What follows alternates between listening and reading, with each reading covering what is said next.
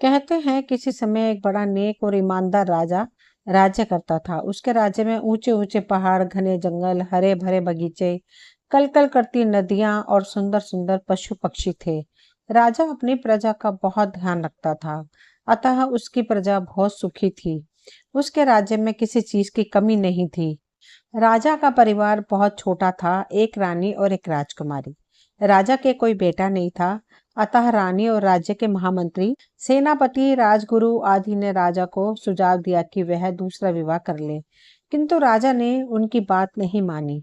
राजा रानी को बहुत प्यार करता था और किसी भी कीमत पर दूसरा विवाह करना नहीं चाहता था। अब दोस्तों धीरे धीरे कई वर्ष बीत गए। राजा का जीवन बहुत सुखी था। उसकी बेटी अब बड़ी हो गई थी।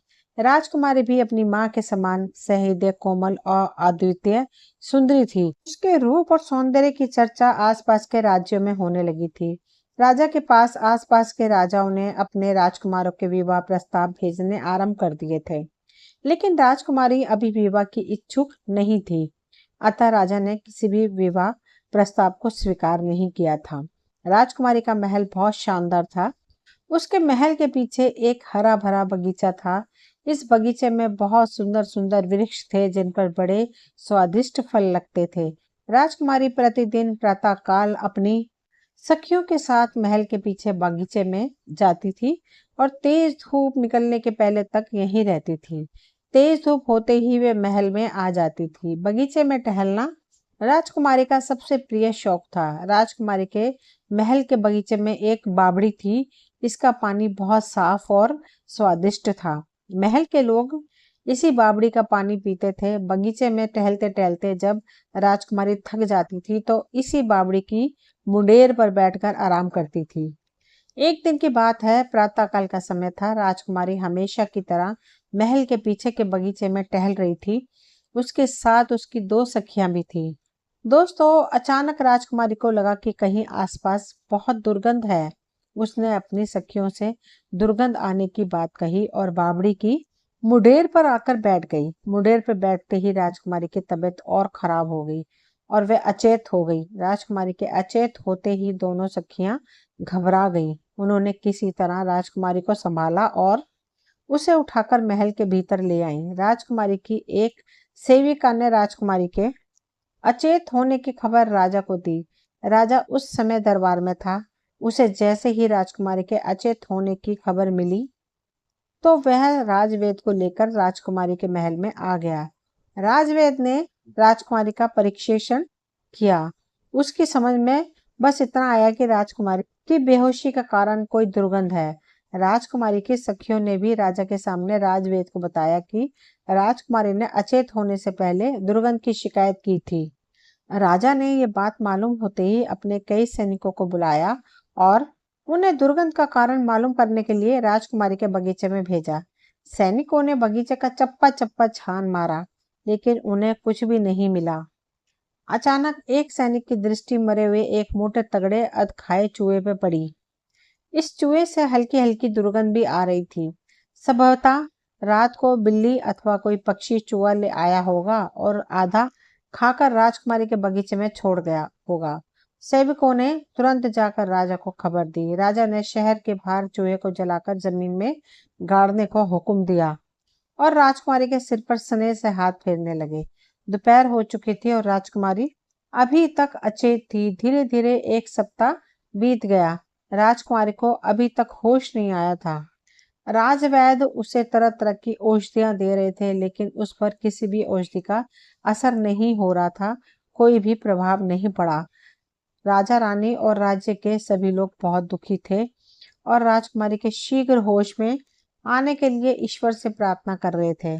दोस्तों इसी तरह एक सप्ताह और बीत गया, लेकिन राजकुमारी को होश नहीं आया। इस मध्य राजवेद ने अपने राज्य के अन्य वेदों तथा पड़ोसी राज्यों के वेदों को भी बुलाकर उनसे परामर्श किया और राजकुमारी को बहुत प्रभावशाली औषधियां दी, लेकिन सभी औषधियां बेसर रहीं। राजा और रानी 2 सप्ताह से राजकुमारी के पास ही बैठे हुए थे। उनसे राजकुमार की हालत देखी नहीं जा रही थी। राजकुमारी बिना कुछ खाए पिए 2 सप्ताह से अचेत पड़ी हुई थी। राजवैद और उसके साथी वैद्यों की औषधियों को बेअसर होता देखकर राजा रानी की चिंता बढ़ती जा रही थी। उनकी समझ में नहीं आ रहा था कि क्या करें और क्या ना करें। इसी तरह एक महीना बीत गया। राजकुमारी अभी भी अचेत थी। उसका सुंदर गुलाबी चेहरा पीला पड़ गया था एवं आंखों के चारों ओर काली मासी छा गई थी। राजा रानी, राजवेद और उसके साथी वैद्य सभी हिम्मत हार चुके थे। अब सभी को केवल ईश्वर का सहारा रह गया था। एक विशाल कक्ष के मध्य पड़े पलंग पर राजकुमारी निर्जीव सी पड़ी थी। उसके पास रानी और राजा बैठे थे।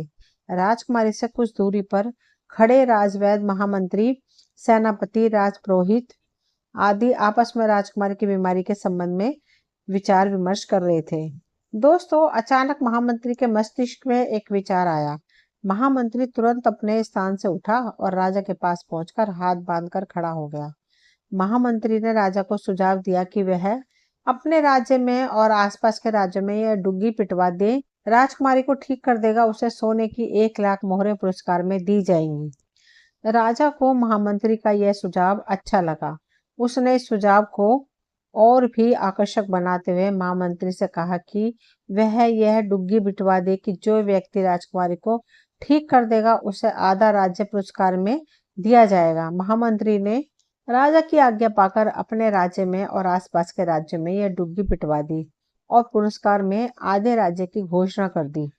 अगले दिन से ही एक से एक बढ़कर अनुभवी वैद्य आने लगे। वे आधे राज्य के लालच में अच्छी से अच्छी औषधि राजकुमारी को देते, किंतु कोई लाभ नहीं होता। अंत में वे वापस लौट जाते। यह क्रम 15 दिन तक चलता रहा। एक लंबा समय बीत चुका था। राजकुमारी अभी भी अचेत थी।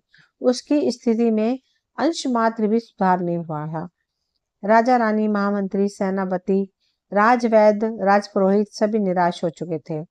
अब राजकुमारी के ठीक होने की कोई आशा नहीं रह गई थी। प्रातःकाल का समय था। अचानक एक सेवक ने राजकुमारी के महल में प्रवेश किया और बताया कि एक परदेसी युवक आया है।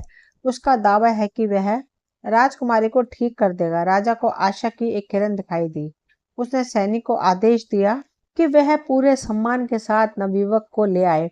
सैनिक ने राजा की आज्ञा का पालन किया और नवयुवक को महल के भीतर ले आया। राजा ने नवयुवक को देखा तो देखता ही रह गया। नवयुवक 20-22 वर्ष की आयु का था। वह राजकुमारों के समान सौम्य और सुंदर था। नवयुवक के चेहरे पर अजीब सा आकर्षण और आत्मविश्वास था। राजा के साथ ही राजा के आसपास के लोग भी नवयुवक को बड़े ध्यान से देख रहे थे। नवयुवक ने सर्वप्रथम राजा और रानी का अभिवादन किया और इसके बाद उसने पूरी बात बताने को कहा। राजा के स्थान पर राजकुमारी की सहेली ने नवयुवक को राजकुमारी के महल के बगीचे में घूमने और दुर्गंध आने से लेकर अचेत होने तक की कहानी सुना दी।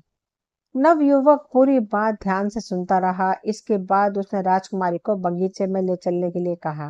राजा ने नवयुवक से कुछ नहीं कहा। उसने राजकुमारी की सेविकाओं को आदेश दिया कि बगीचे में राजकुमारी के लिए आरामदायक बिस्तर लगाया जाए और फिर राजकुमारी को बगीचे में पहुंचाया जाए। राजा की आज्ञा का तुरंत पालन हुआ और बगीचे में शानदार बिस्तर लगाया गया। इसके बाद 4 सेविकाओं ने राजकुमारी को उठाकर बगीचे में पहुंचा दिया। दोस्तों, नवयुवक ने राजकुमारी का बिस्तर एक वृक्ष के नीचे लगवाया था। बसंत के दिन थे। प्रातःकाल की हल्की हल्की धूप बहुत अच्छी लग रही थी। राजकुमारी एक वृक्ष के नीचे लगे बिस्तर पर अचेत पड़ी थी।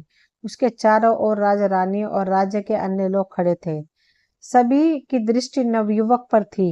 अचानक नवयुवक ने दोनों आंखें बंद करके अपने हाथ आसमान की ओर उठाए और कुछ बुदबुदाने लगा।